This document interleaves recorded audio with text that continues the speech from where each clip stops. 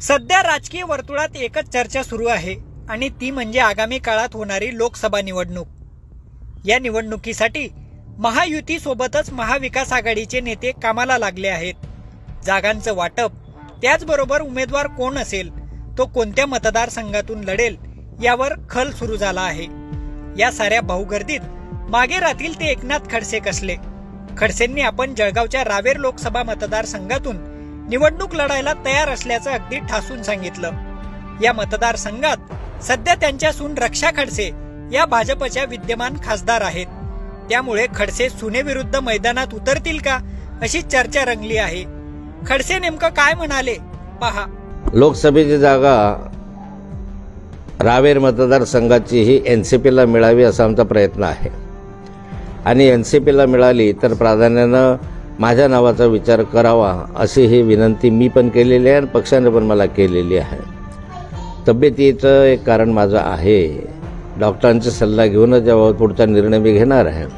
परंतु युतीमध्ये ही जागा मिळाल्यानंतर निश्चितच त्या दृष्टिकोनातनं मला निवडणूक लढवावंसं वाटतं आहे आणि मी निवडणूक लढण्यात उत्सुक आहे। रक्षा खडसे गेल्या 10 वर्षांपासून रावेर लोकसभेचं प्रतिनिधित्व करतायत। मोदींचा प्रभाव पाहता त्या हॅट्रिक करायच्या मूडमध्ये आहेत। खडसेंच्या घोषणेनंतर त्या काय म्हणाल्या ते पण पहा। बघा, मी ह्या लोकसभेचं मागच्या 2 टर्मपासून नेतृत्व करते। इथे आता नक्कीच पक्षाने संधी दिली तर मी परत तिसऱ्यांदा इथे खासदारकीची उमेदवार राहणार आहे आणि मागच्या 5 वर्षापासून म्हणजे जेव्हापासून आम्ही निवडून येतो संघटनेच्या माध्यमातून 5ही वर्ष आमची तयारी असतेच आणि आतासुद्धा तयारी आहेच। शेवटी आता पक्ष निर्णय घेईल पुढे काय होणार आहे की नाही। येत्या निवडणुकीत रक्षा खडसेंचा पत्ता कापला जाईल, त्यांच्याऐवजी गिरीश महाजन उमेदवार असतील असंही बोललं जातंय।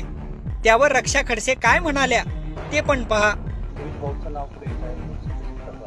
नक्कीच गिरीश भाऊंचं नाव जरी पुढे आलं ते आमचे नेतेच आहे। जर पक्षाने जर आदेश दिला तर नक्कीच उलट सगळे जनता, सगळे आमचे कार्यकर्ते आनंदाने गिरीश भाऊंचं काम करतील आणि जास्तीत जास्त मतांनी गिरीश भाऊंना निवडून देतील। एकनाथ खडसे आणि रक्षा खडसेंनी आपापली भूमिका तर जाहीर करून टाकली आहे, पण दोघांना त्यांचे पक्ष उमेदवारी देतील का? उमेदवारी दिलीच तर सासरा आणि सुनेत कोण बाजी मारेल याबद्दल तुमचं मत कमेंट बॉक्समध्ये नक्की सांगा। जळगावहून प्रशांत बधाने, लोकमत।